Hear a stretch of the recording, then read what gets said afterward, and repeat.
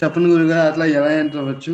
Kakinada Nagar enter అవడానికి ముఖ్యంగా 3 flyovers 2 flyovers continue రన్నింగ్‌లో ఉన్నాయండి. మరో ఫ్లైఓవర్స్ నిర్మాణంలో ఉంది.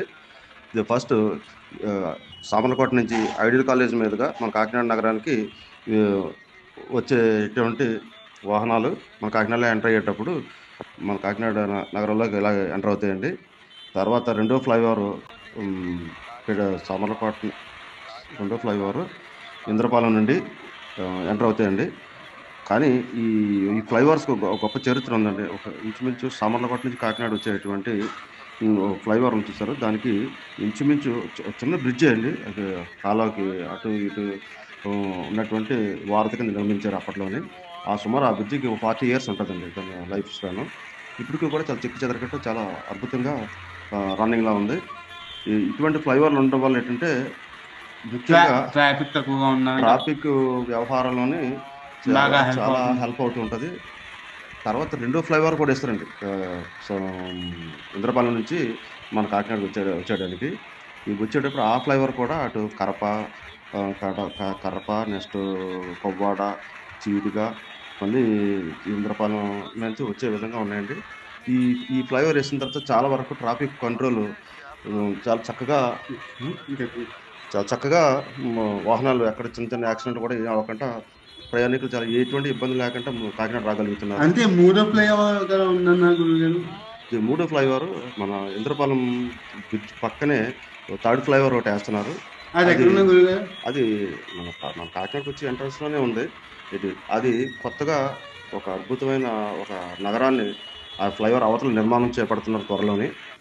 అంటే అది దానికి ఇంకా స్టార్ట్ అవ్వలేదా? ఇంకా స్టార్ట్ అవ్వలేదు ప్రస్తుతానికి. ఈ ఫ్లైఓవర్ కంప్లీట్ అయిన తర్వాత ఆ నగరాన్ని అద్భుతమైన నగరంగా అంటే రిచ్ ఫ్యామిలీస్ ఉండే విధంగా అటువంటి నగరం తయారవుద్ది. ఆ ఫ్లైఓవర్ కంప్లీట్ అయిన తర్వాత ఆ నగరాన్ని నిర్మాణం చేపడతారు. కాకినాడకి ఒక ఆణిముత్యం లాంటి ప్లేసు నిర్మాణాలు జరుగుతాయండి. ఈ 3 ఫ్లైఓవర్‌లో అట్లా ఫ్లైఓవర్స్ వల్ల యూజ్ ఏంటండి? ఇదివరకు పూర్వం ఓ పడవలేసి పడవల నుంచి కాలవ యువతలకి వచ్చేవారు. అవునండి. అటు కాలవలు కాబట్టి పెద్ద వారధి కాదది. చిన్నది కాబట్టి ఆ చాలా ప్లేస్‌కి ఈజీగా చదివచ్చు. చిన్న చిన్న పడవల మీద యువతల పక్కకి ఇటు పక్క వచ్చేవారు. ఇటు నుంచి అటు వెళ్ళేవారు. ఉమ్. అటువంటిది ఈ యొక్క నిర్మాణాలు జరిగిన తర్వాత అసల ట్రాఫిక్ అంతరాయం చాలా వరకు తగ్గిపోయింది. పబ్లిక్ కూడా అవతల ఉన్నటువంటి ఇంద్రపాలెం అవతల ఇంకా చీడిగ, కొవ్వాడ, కరప అటువంటి ఏరియాలో కూడా అద్భుతమైన హౌస్ నిర్మాణాలు చేపట్టి ఏంటంటే టౌన్‌కి దగ్గరలో ఉంటది. చాలా పీస్‌ఫుల్‌గా ఉంటాయనే ఒక ఆలోచన ఏర్పడేలాగా పబ్లిక్‌కి మైండ్‌లోకి ఆ మెసేజ్ ఎళ్ళింది. ఎళ్ళడం వల్ల అటు అవతల వైపు చాలా చక్కటి హౌస్ నిర్మాణాలు నిర్మించుకొని చాలా ప్రశాంతంగా బ్రతుకుతున్నారు. ఈ టౌన్‌లోకి రావడానికి పెద్ద టైం ఏం పట్టదు కాబట్టి ఒక బైక్ తీసుకున్నా సరే ఓ 10, 20 నిమిషాల్లో ఒక హాఫ్ అన్ అవర్‌లోనే టౌన్‌కొచ్చేసి హ్యాపీగా ఆళ్ళ పనులన్నీ చక్కబెట్టుకొని ఎళ్ళగలుగుతున్నారు. ఇప్పుడు మనం చూస్తున్న ఫ్లైఓవర్స్ చీనిగా హ్మ్. అటు సైడ్ ఉన్నాయి కానీ చీనిగా ఇంద్రపాలెం హ్మ్. అటువైపు నుంచి అలాగే హ్మ్. మనం ఈ వీడియోలో చూపించే ఫ్లైఓవర్స్ హ్మ్.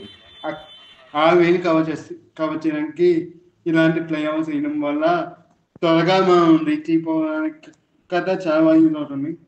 థ్యాంక్స్ గురుగారు. ఫ్లైఓవర్స్ మీద ఇంత మంచి నాలెడ్జ్ చాలా బాగా తెలియజేశారు. సబ్స్క్రైబ్ చేయడం మాత్రం మర్చిపోకండి. Thank you.